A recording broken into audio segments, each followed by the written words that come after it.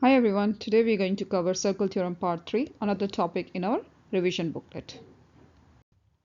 So the circle theorems which we're going to cover in this chapter is cyclic quadrilateral, in which the opposite sides in the cyclic quadrilateral will always add up to 180 degrees, and the second theorem is alternate segment theorem. So let's get started. So in this topic, where we say opposite angles in a cyclic quadrilateral sum up to 180 degree, that's our theorem. What does that mean? It means my angle B and D, which is opposite to each other, if I add them up or if I sum them up, they will always add up to 180 degree. Similarly, if I add angle A and C also, they will also give me the same answer. So here we are going to prove this theorem. So we have been given a circle and a quadrilateral inside the circle. Now we have not given any angle which says that, okay, I can find the answer. So how am I going to do it? What I'll do, I'll use the fact which I have mentioned on the screen as well, which we have learned in our previous videos, that the angle at the center is twice the angle at the circumference. So I'll make two radius, make an angle, and I'll say x is equal to angle green and y is equal to angle red, but not angle red, but twice the angle red. So I can also write in this way, that angle red is twice the angle yellow and angle green is twice the angle blue, which means I can also write 2x plus 2y is equal to 360 degrees. And if I divide both the sides by 2, what I can get is x plus y is equal to 180 degree. And this is how I can prove my theorem that angle of, in the cyclic quadrilateral add up to 180 degrees. Now let's take the question as an example here. Now show that angle A and angle C always sum up to 180 degrees. So here again we are trying to prove a theorem. So taking the center of a circle is twice the angle at the circumference. My angle x is twice the angle x at the center. My angle y is twice the angle y at the center, which means angle around the point add up to 360, means 2x plus 2y is equal to 360 degrees.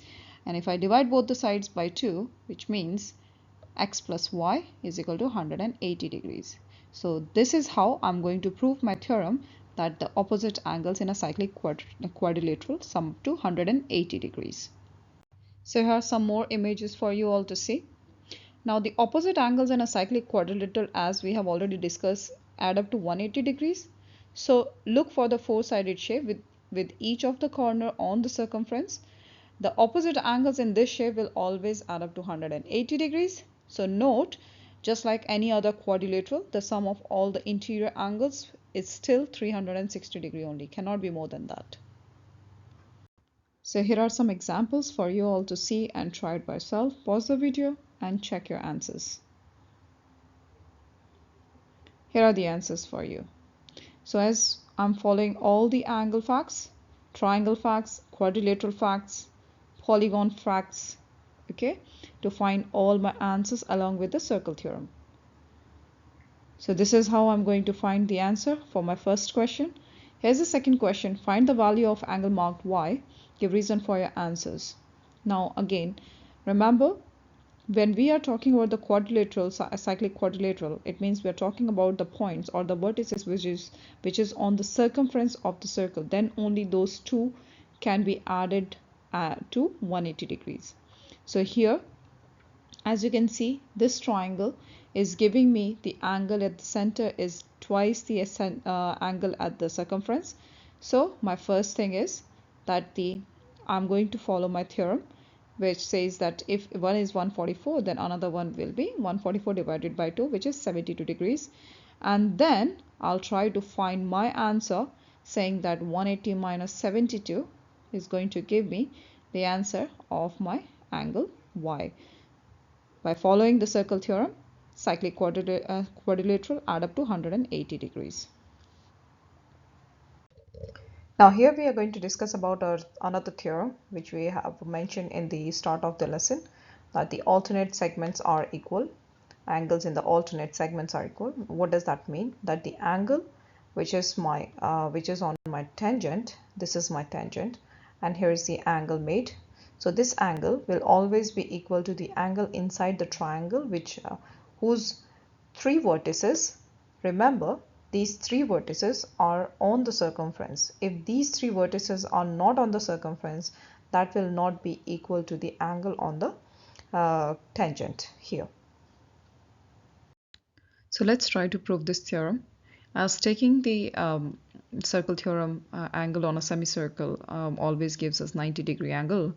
What we're going to see here is that if the angle made by the chord and the tangent, which is our angle A, I can see that it is a straight line, and on a straight line I have been given two angles. One is a 90-degree and another one is a, suppose, angle 65. So what I'll do, I have to find the angle in between of these two angles, which is my blue angle, and it's gonna be 90 minus 65, because I can see it's a angle made by the perpendicular lines, which is my diameter and the tangent. So whatever the answer is, it will be, my angle will be the 65 on top at C as well, because these two angles are alternate segment angles. Now sometime what happened, there are some cases when the chord isn't a diameter. Then what you'll do, it means whenever the circle is given and the triangle is given, which is made by the diameter, okay, so we know with the diameter these two angles will be equal. But then sometime the angles will be given like without the diameter. Then what we're gonna do, we will follow the rule of the same segment or the same chord angles. So in that case, my angle C will always be equal to angle D. Following the rule, angles subtended by the same arc are always equal. So this is how we are going to find our alternate segment angles. So here are some more examples for you all to see. So remember, the alternate segment theorem states that the angle between a chord and the tangent is equal to the angle in the alternate segment. Okay, so you can spot this circle theorem by looking at the cyclic triangle. Okay, and that is all three vertices lies on the circumference, but one vertices lies on the tangent.